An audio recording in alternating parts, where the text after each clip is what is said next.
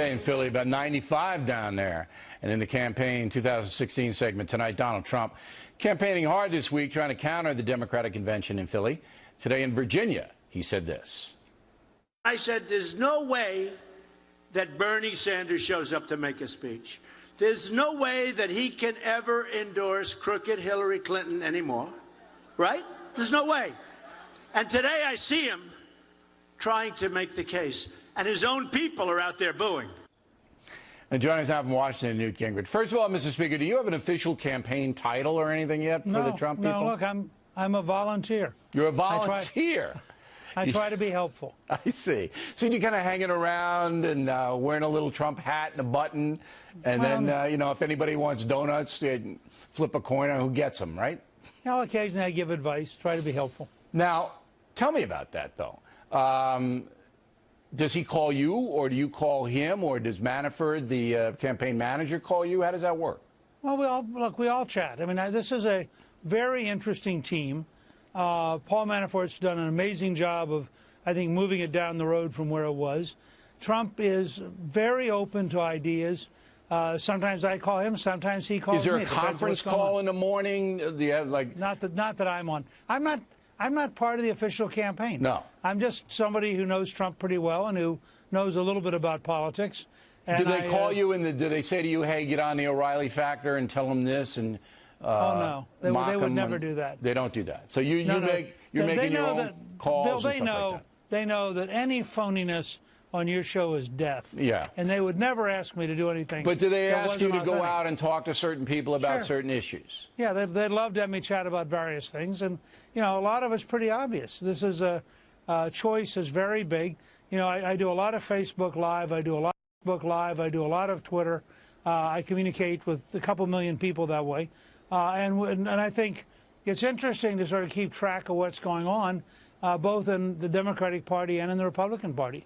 Now, I thought this Tim Kaine selection was a good one. I like Senator Kaine. I think he's an honest man. I didn't like he took some baksheesh, which is the Arabic word for gratuity, when he was a governor in Virginia, but the law let him do it. I didn't think that was good. But by and large, he's had a pretty good career in politics. He looks like an honest man. Am I wrong?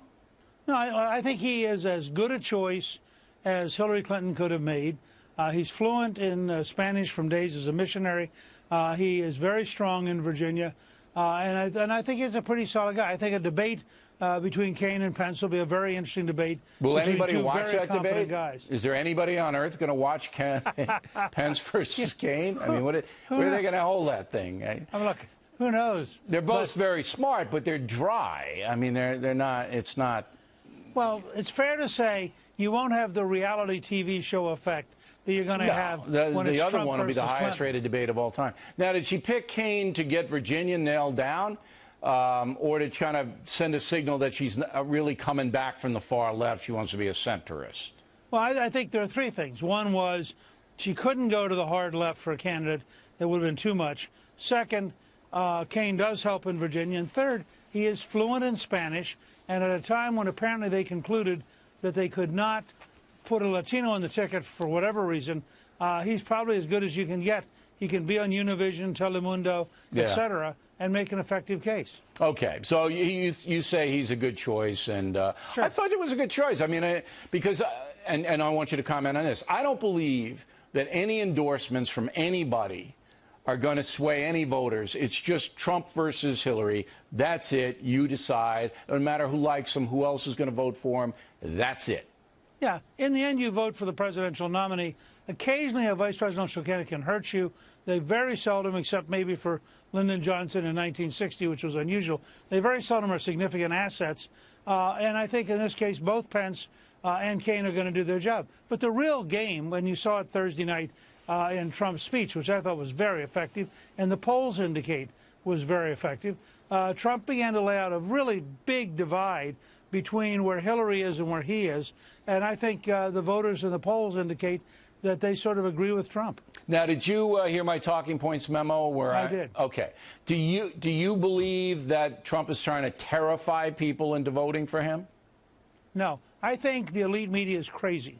I think they're all in their little enclaves. They're in their little enclaves, and they say, oh, there's really no problem with crime. Tell that to the 3,400 people killed in Chicago since Obama was sworn in. And they don't cover that story. Right. You ever notice that? There's not really a problem with refugees. Tell that to the Germans, who again today, for the 4th time this week, had a refugee kill somebody.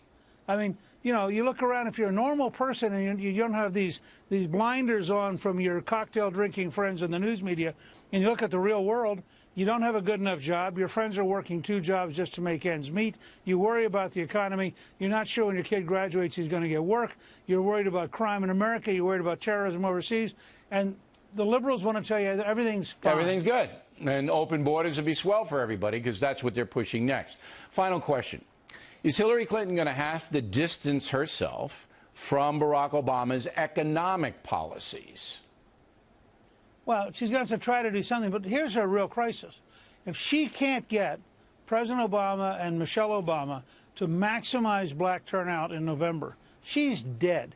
I mean, if they conclude that she's not the real deal, so she can't get very far away from Obama, because she is desperate to have a very, very large black turnout. And if she does not get that, this election's over and Donald Trump's president. Do you think Obama's going to go on the road a lot and try to mobilize that support? I think he's got a hard problem. We found in 2014 and 15 he couldn't transfer his popularity. We found that in 2010. He just couldn't turn people out. They know she's not him. And he doesn't like going on the road to those things. Right. And I don't think he has a deep affection for her, but he hates Trump, so that might motivate him. He hates him. All right, Mr. Speaker, we appreciate you checking in. Good luck, at the campaign headquarters and the volunteering and all that. Good. And now let's go to Britt Hume, who is in Philly this evening and doing what I don't know. Sitting here waiting to talk to you, Bill. I know. But you get paid so handsomely to do that. Now, you were telling me in the break that 36 years you've been covering this stuff, right? 36 years, these conventions and all that? 40 years. 40 years. First convention was 1976. Now, when you go to these conventions, do you see anything different than you saw back in the Hoover administration or whatever it was when you started?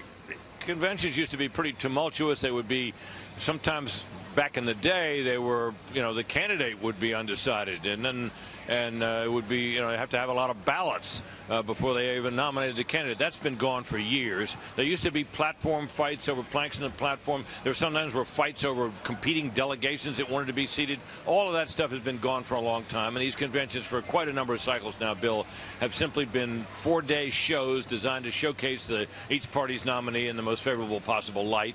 That's what we're looking at here, although this is getting a big propaganda fest on both sides. Well, that's the attempt that's made, and it kind of turns. But Ted Cruz, he turned that over, though, didn't? Got to give Ted a little credit. He turned that whole thing over. He did, and so far, events have transformed this convention so far. From a day that was supposed to emphasize the Democrats' party's unity to doing just the opposite. And it's even possible, Bill, to say, after what we saw today, it's even possible, I'm not saying it'll happen, but it's distinctly possible that the ticket could be booed when they appear on the stage on Thursday night. It depends how many Sanders supporters get close enough. Yeah, it depends how many. There are a lot of Sanders backers here in the hall of delegates. There are like 18 to 1,900 of them. They can make an awful lot of noise, as they showed today. And we'll see what happens. But it's this division that you've been talking about in the wake of this WikiLeaks leak scandal. It's serious. These people believe that this nomination was stolen from their guy, Bernie Sanders. Fox News Channel perceived in some liberal precincts as being a hostile. People nice to you in Philly so far? Yeah, people don't know me. These people don't watch Fox News. They don't know me from a hat rack. They don't know you, really? Well, I ran into Paul Begala, but he knows me, and I saw Donna Brazil last night in the hotel, and I've always been friendly with her, and she knows me. The folks, the regular folks. And those that I've seen that recognize me were very nice. Yeah, good. I'm glad to hear that. I heard that Demi Lovato, who she sang earlier, she wanted you upstage with her. Did you hear that? Yeah, she did, Bill. You got that right. Now, all of Lady Gaga's down there. I got invited to a Lady Gaga event. Well, you ought to come down and go, because I think my invitation obviously went to you. Yeah, I know. And they must have thought you'd come. It's interesting to compare Lady Gaga event to Scott Baio, because that's who Trump had. You know, I mean, it's just, but have you seen any famous people run? George Clooney down there doing cartwheels? Or I haven't seen him, but he may be on the party circuit around town, but I haven't seen him because I'm not on it. Yeah, I remember a few years ago, Ben Affleck. My invitations to these events keep getting lost in the mail somehow. I don't really get it. They just want me as a curiosity. You know, I'm like the guy that I think they had a booth where I sit in the thing and they throw balls and try to dunk me in the water. I think that's what the Lady Gaga. Yeah, you'd have to be on the look. You guards would have to be on the lookout for pies if you came. That's right. All right, Brady Hume having fun in Philly, and when we come right back, how will the Democratic Party handle illegal immigration at this convention? Of a special report. And what is with the Pokemon craziness?